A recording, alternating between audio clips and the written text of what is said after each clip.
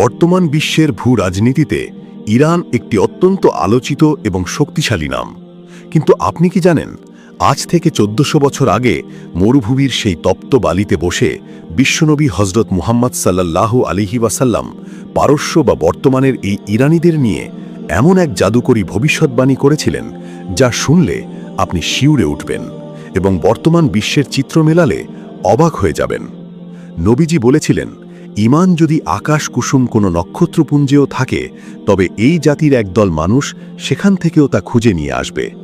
কারা সেই সাহসী জাতি, আর নবীজির এই কথার পেছনে লুকিয়ে থাকা আসল রহস্য কি? আজকের ভিডিওতে আমরা জানাবো ইরান নিয়ে নবীজির সেই সব বিস্ময়কর ভবিষ্যৎবাণী, যা আপনাকে নতুন করে ভাবতে বাধ্য করবে। ইতিহাসের পাতা উল্টে দেখা যায়, একদিন নবীজি সাল্লাল্লাহু আলাইহি ওয়াসাল্লামের কাছে সূরা জুমুয়ার কিছু আয়াত নাজিল হল। সেখানে আল্লাহ তাআলা এমন এক জাতির কথা উল্লেখ করেছিলেন, যারা ভবিষ্যতে ইসলামের ছায়াতলে আসবে।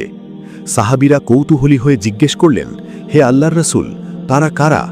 তখন নবীজি পাশে বসে থাকা পারস্যের বিখ্যাত সাহাবী হযরত সালমান ফারসি রাদিয়াল্লাহু আনহুর কাঁধে হাত রাখলেন এবং বললেন, যদি দ্বীন বা ঈমান সুরাইয়া নক্ষত্রপুঞ্জ বা সপ্তর্ষিমণ্ডলের মতো অনেক উঁচুতেও অবস্থান করে, তবে পারস্যের এই লোকেরাই সেখান থেকে তা ছিনিয়ে আনবে।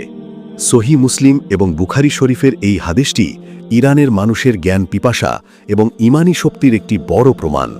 একটু খেয়াল করে দেখুন, ইসলামের সোনালী যুগে যে বড় বড় ইমাম এবং বিজ্ঞানীরা ইসলাম বিশ্বকে নেতৃত্ব দিয়েছেন, তাদের সিংহভাগই ছিলেন এই পারস্য বা ইরানের ভূমি থেকে আসা।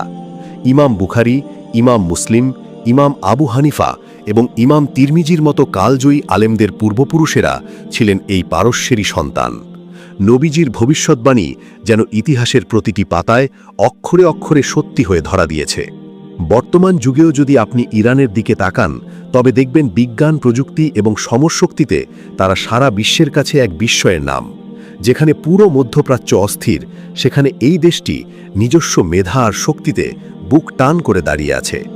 অনেক মুফাসসিরিন মনে করেন, শেষ জামানায় দাজ্জালের বিরুদ্ধে যে যুদ্ধ হবে এবং হজরত ইমাম মাহদীর যে বিশাল বাহিনী গঠিত হবে, তার একটি বড় অংশ আসবে এই খোরাসান এবং পারস্যের অঞ্চল থেকে। যদিও আধুনিক ইরানের রাজনীতি নিয়ে নানা মতভেদ আছে, কিন্তু নবীজির সেই পবিত্র বাণী কোনো নির্দিষ্ট রাজনীতির জন্য নয়, বরং একটি বিশেষ জাতির জ্ঞান ও সাহসিকতার বড় সনদ। ভিডিওর এই পর্যায়ে আপনার কাছে একটি প্রশ্ন: নবীজির এই ভবিষ্যৎবাণী কি বর্তমান ইরানের উন্নতির সাথে কোনোভাবে মিলে যায়? আপনার মতামত কমেন্ট করে আমাদের জানান। ইসলামে আরব অনারবের ভেদাভেদ নেই, কিন্তু যারা দ্বীনের জন্য মেধা আর শ্রম দেবে, আল্লাহ তাদের মর্যাদা সবসময় উঁচুতে রাখবেন।